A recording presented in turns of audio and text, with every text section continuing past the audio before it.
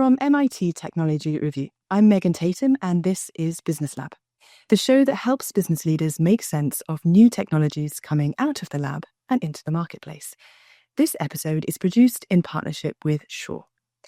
As companies continue their journeys towards digital transformation, audio modernization is an often overlooked but key component of any successful journey. Clear audio is imperative not only for quality communication, but also for brand equity, both for internal and external stakeholders, and even the company as a whole. 2 words for you: audio transformation. My guests today are Chris Schyvinck, President and CEO at Shure, and Genevieve Juillard, CEO at IDC. Welcome, Chris and Genevieve. It's really nice to be here. Thank you very much.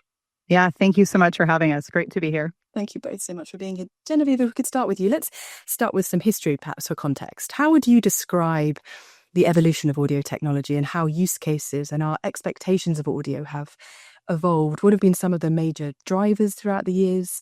And more recently, perhaps, would you consider the pandemic to be one of those drivers? It's interesting. If you go all the way back to 1976, Norman McRae of The Economist predicted that video chat would actually kill the office, that people would just work from home.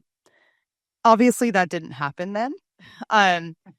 But the core technology for remote collaboration has actually been around for decades. But until the pandemic, most of us only experienced it in very specific contexts. Offices had dedicated video conferencing rooms, and most ran on expensive proprietary systems. And then, almost overnight, everything, including literally the kitchen table, had to be AV ready. The cultural norms shifted just as fast. Before the pandemic, it was perfectly fine to keep your camera off in a meeting. And now that's seen as disengaged or even rude. And that change is what normalized video conferencing and my hybrid meetings. But in a rush to equip a suddenly remote workforce, we hit 2 big problems: supply chain disruptions and a massive spike in demand. High-quality gear was hard to get, so low-quality audio and video became the default. And here's a key point. We now know from research that audio quality matters more than video quality for meeting outcomes. You can run a meeting without video, but you can't run a meeting without clear audio. Audio is the gatekeeper of meaning. If people can't hear clearly, they can't understand you. And if they can't understand you, they can't trust you, and they can't act on what you said. And no amount of sharp video can fix that.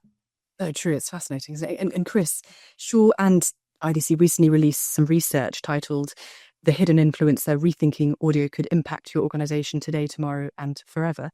The research highlighted that importance of audio that Genevieve's talking about in today's increasingly virtual world. What did you glean from those results? And did anything surprise you? Yeah, well, the research certainly confirmed a lot of hunches we've had through the years. So when you think about a company like Shure that's been doing audio for 100 years, we just celebrated that anniversary this year. Our legacy business is over more in the music and performance arena. And so just what Genevieve said in terms of, you can have a performance and look at somebody, but it's like, that's like 10% of it, right? 90% is hearing that person sing, perform, and talk. So we've always, of course, from our perspective, understood that clean, clear, crisp audio is what is needed in any setting when you translate what's happening on the stage into a meeting or collaboration space at a corporation. We've thought that is just equally as important. And we always had this hunch that, people don't have the good audio. They're going to have fatigue. They're going to get, a little disengaged, and the whole meeting is going to become quite unproductive. The research just really amplified that hunch for us, because it really depicted the fact that people not only get kind of, frustrated and disengaged, they might actually start to distrust what the other person with bad audio is saying, or just like cast it in a different light. And the degree to which that frustration becomes almost personal was very surprising to us. So, like I said, it validated some hunches, but it really put an exclamation point on it for us. And Genevieve, based on the research results, I understand that IDC pull together some recommendations for organizations? What is it that leaders need to know? And what is the biggest blind spot for them to overcome as well? The biggest blind spot is this. If your microphone has poor audio quality, like Chris said, people will literally perceive you as less intelligent and less trustworthy. And by the way, that's not an opinion. It's what the science says. But yet, when we surveyed first-time business buyers, the number one factor they used to choose audio gear was price. However, for repeat buyers, the top factor flipped to audio quality. So my guess is they learned the lesson the hard way. The second blind spot is, to Chris's point, it's the stress that bad audio creates. Poor sound forces your brain to work harder to decode what's being said. That's a cognitive load, and it creates stress. And over a full day of meetings, that stress adds up. Now, we don't have long-term studies yet on the effects, but we do know that prolonged stress is something that every company should be working to reduce. So good audio lightens that cognitive load, it keeps people engaged, and it levels the playing field. So whether you're in a room or you're halfway across the world. And here's one that's often overlooked. Bad audio can sabotage AI transcription tools. So as AI becomes more and more central to everyday work, that starts to become really critical. If your audio isn't clear, the transcription won't be accurate. And there's a world of difference between working, for example, the consulting department and the insulting department. And that is an actual example from the field. So the bottom line is you fix the audio, you cut friction, you save time, and you make meetings more productive. So it's just a huge game changer, isn't it, really? I mean, and given that, Chris, in your experience across industries, are audio technologies being included in digital transformation strategies and also artificial intelligence implementation? Do we need a separate audio transformation, perhaps? Well, like I mentioned earlier, yes, people tend to initially focus on that visual platform, but increasingly the attention to audio is really coming into focus. And I'd hate to tear apart audio as like a separate sort of strategy, because at the same time, like we as an audio expert are trying to really seamlessly integrate audio into the rest of the ecosystem. So it really does need to kind of be put on an equal footing with the rest of the components in that ecosystem. And to Genevieve's point, as we are seeing audio and video systems with more AI functionalities, the importance of real-time translations that are being used, voice recognition, being able to attribute who said what in a meeting and take action items. It's really, I think, starting to elevate the importance of that clear audio. And that it's got to be part of a comprehensive, really collaboration plan that helps somebody, some company figure out what's their whole digital transformation about. It just really has to be included in that comprehensive plan, but put on equal footing with the rest of the components in that system. Yeah, absolutely. And in the broader landscape, Genevieve, in terms of discussing the importance of audio quality, what have you noticed across research projects about the effects of good and bad audio, not only from that company perspective, but from employee and client perspectives as well? Well, let's start with employees. Sure. Bad audio adds friction you don't need. We've talked about this. So when you're straining to hear or make sense of what's being said, your brain is burning energy on decoding instead of contributing. That frustration, it builds up, and by the end of the day, it hurts productivity. From a company perspective, the stakes get even higher. Meetings are where decisions happen, or at least where they're supposed to happen. And if people can't hear clearly, decisions get delayed, mistakes creep in, and the whole process slows down. Poor audio doesn't just waste time, it chips away at the ability to move quickly and confidently. And then there's the client experience. So whether it's in sales, customer service, or any external conversation, poor audio can make you sound less credible and yet less trustworthy. Again, that's not my opinion. That's what the research shows. So that's quite a big risk when you're trying to close a deal or solve a major problem. The takeaway is good audio. It matters. It's a multiplier. It makes meetings more productive. And it can help decisions happen faster and client interactions be stronger. It's just so impactful, isn't it? So many different ways. I mean, Chris, how are you seeing these research results reflected as companies work through digital and AI transformations? What is it that leaders need to understand about what is involved in audio implementation across their organization? Well, like I said earlier, I do think that audio is finally maybe getting its place in the spotlight a little bit up there with our cousins over in the video side. And, audio, it's not just a peripheral aspect anymore. It's a very integral part of that like sort of comprehensive collaboration plan I was talking about earlier. And when we think about how can we contribute solutions that are really more easy to use for our end users, because if you create something complicated, we were talking about the days gone by of, walking into a room and it's a very complicated system and you need to find the right person that knows how to run it. Increasingly, you just need to have some plug and play kind of solutions. So we're thinking about a more sustainable strategy for our solutions where, we make really high quality hardware. We've done that again for 100 years. People will come up to me and tell the story of the SM58 microphone they bought in 1980 and how they're still using it every day. And so we know how to do that part of it. So if we can get some really if somebody's willing to make that investment up front, put some high quality hardware into their system, then we are getting to the point now where updates can be handled via software downloads or cloud connectivity, and just really being able to provide sort of a sustainable solution for people over time.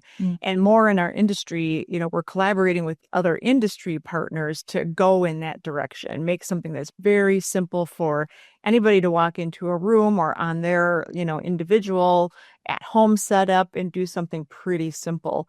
And, I think we have the right, the right industry groups, the right industry associations that can help make sure that the ecosystems have the proper standards, the right kind of ways to make sure everything is interoperable within a system. So we're all kind of heading in that direction with that end user in mind.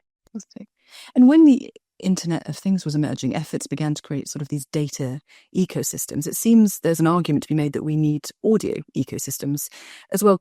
I wonder, Chris, what might an audio ecosystem look like and what would be involved in implementation?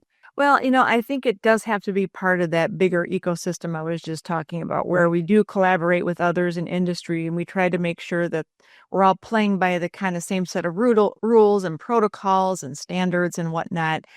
And when you think about compatibility across all the devices that sit in a room or sit in your, again, maybe your at-home setup, making sure that the audio quality is as good as it can be, that you can interoperate with everything else in the system, that's just become very paramount in our day-to-day work here.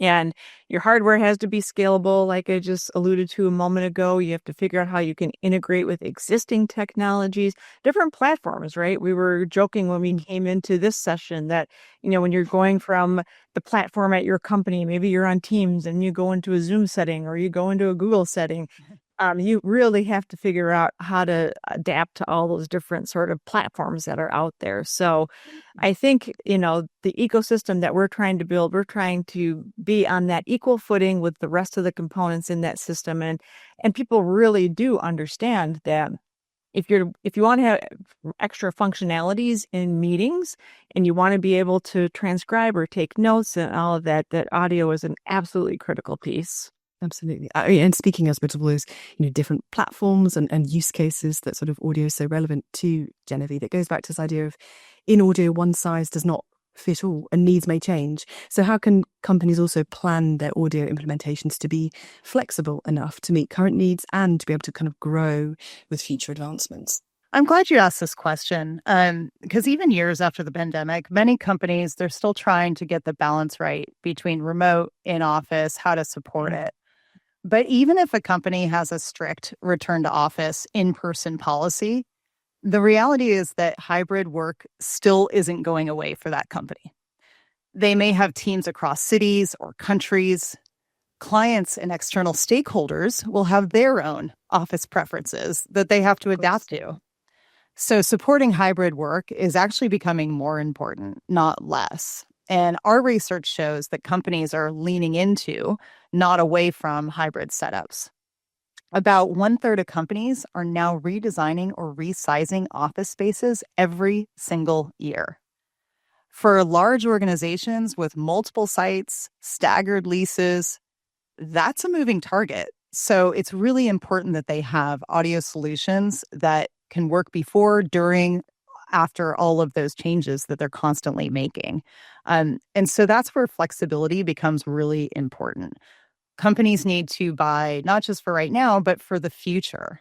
And so here's IDC's kind of pro tip, which is make sure as a company that you go with a provider that offers top-notch audio quality and also has strong partnerships and certifications with the big players in communications technology, because that will save you money in the long run. Your systems will stay compatible, your investments will last longer, and you won't be scrambling when that next shift happens. Of course. And speaking of building for the future, as companies begin to include sustainability in their company goals, Chris, I wonder how can audio play a role in those sustainability efforts, and how might that play into perhaps the return on investment in building out a high quality audio ecosystem? Well, I totally agree with what Genevieve just said in terms of hybrid work is not going anywhere. You get all of those big headlines that talk about XYZ company telling people to get back into the office. And I saw a fantastic piece of data just last week that showed the percent of in-office hours of the American workers versus out-of-office remote kind of work, I guess. It has basically been flatlined since 2022. Like, this is our new way of working. So, and of course, like Genevieve mentioned, you have people in all these different locations. And in a strange way, living through the pandemic did teach us that we can do some things by not having to hop on an airplane and travel to go somewhere. So certainly that helps with, a more sustainable strategy over time, and you're saving on travel and able to get things done much more quickly. And then from a product offering perspective, I'll go back to kind of the vision I was painting earlier, where we and others in our industry see that we can create great, solid hardware platforms. We've done it for decades. And now that advancements around AI and all of our software that enables our products and everything else that has happened in the last probably decade, we can get, enhancements and additions and new functionality to people in simpler ways on existing hardware. So I think we're all kind of careening down this path of having a much more sustainable ecosystem for all collaboration. It's really quite an exciting time. And that's, that pays off with any company implementing a system. Their ROI is going to be, much better in the long run. Absolutely. And Genevieve, what trends around sustainability are you seeing? What opportunities do you see for audio to play into those sustainability efforts going forward? Yeah, similar to Chris, in some industries, there's still a belief that the best work happens when everyone's in the same room. And yes, face-to-face time is really important for building relationships, for brainstorming, for closing big deals, but it does come at a cost. The carbon footprint of daily commutes, the sales visits, the constant business travel. And then there's the basic consideration, as we've talked about, of just pure practicality, right? So the good news is with the right AV setup, especially high quality audio, many of those interactions can happen virtually without losing effectiveness. As Chris said it, but our research shows it. Our research shows that virtual meetings can be just as productive as in-person ones. And every commute or flight you avoid, of course, makes a measurable sustainability impact. And so, I don't think personally that the takeaway is like replace all in-person meetings, but instead it's to be intentional. Use technology to make hybrid meetings seamless, and then be clear on which conversations truly require being in the same physical space. If you can strike that balance, you're not just making work more efficient, you're making it more sustainable. You're also making it more inclusive, and you're making it more resilient. Such an important point. And let's close with a future forward look, if we can. Genevieve, what innovations or advancements in the audio field are you most excited to see to come to fruition? And what potential interesting use cases do you see on the horizon? I'm especially interested in how AI and audio are converging. Right.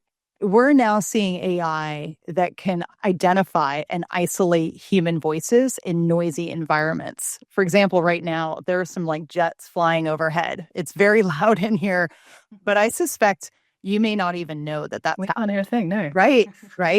And so that technology, it's pulling voices forward so that conversations like ours are crystal clear.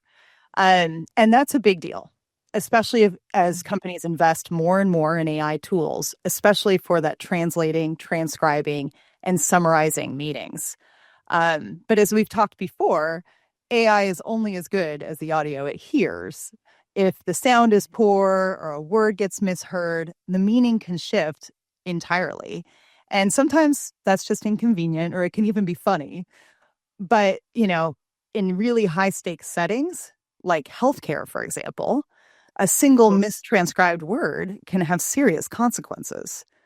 So that's why, our position as high quality audio is critical, and it's necessary for making AI powered communication accurate, trustworthy, and useful. Because when the input is clean, the output can actually live up to its promise. Fantastic. And Chris, finally, what are you most excited to see developed? What advancements are you most looking forward to seeing? Well, I really do believe that this is one of the most exciting times that I know I've lived through in my career. Just the pace of how fast technology is moving, the sudden emergence of all things AI. I was actually in a roundtable session of CEOs yesterday from lots of different industries. And the facilitator was talking about change management, internally in companies as you're going through all of these technology shifts and some of the fear that people have around AI and things like that. And the facilitator asked each of us to give like one word that describes how we're feeling right now. And the first CEO that went used the word dread.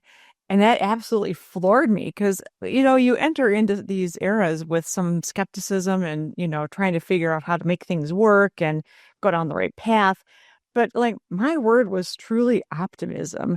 When I look at all the ways that we are able to deliver better audio to people more quickly, there's so many opportunities in front of us. We're working on things, but outside of AI, like the algorithms that Genevieve just mentioned that filter out the bad sounds that you don't want entering into a meeting. We've been doing that for quite a long time now. There's also opportunities to do real-time audio improvements, enhancements, make audio more personal for people. How do they want to be able to very simply, through voice commands, perhaps adjust their audio? There shouldn't have to be a whole lot of, techie settings that come along with our solutions. We should be able to provide improved accessibility and a little bit more equitable meeting experience for people. And, we're looking at technology solutions around immersive audio. How can you maybe feel like you're a bit more engaged in the meeting, kind of creating some realistic virtual experiences, if you will. So there's just so many opportunities in front of us. And I can just picture a day when you walk into a room and you tell the room, hey, call Genevieve, we're going to have a meeting for an hour and we might need to have Megan on call, to come in at a certain time. And all of this will just be very automatic, very seamless, and we'll be able to see each other and talk at the same time. And this isn't years away. This is happening really, really quickly. And, I do think it's a really exciting time for audio and just altogether collaboration in our industry. Absolutely. Sounds like there's plenty of reason to be optimistic. Thank you both so much. That was Chris Schyvinck, President and CEO at Shure, and Genevieve Juillard, CEO at IDC, whom I spoke with from Brighton, England. That's it for this episode of Business Lab. I'm your host, Megan Tatum. I'm a contributing editor at Insights, the custom publishing division of MIT Technology Review. We were founded in 1899 at the Massachusetts Institute of Technology, and you can find us in print, on the web, and at events each year around the world. For more information about us and the show, please check out our website at technologyreview.com. This show is available wherever you get your podcasts. And if you enjoyed this episode, we hope you'll take a moment to rate and review us. Business Lab is a production of MIT Technology Review, and this episode was produced by Giro Studios. Thanks for listening.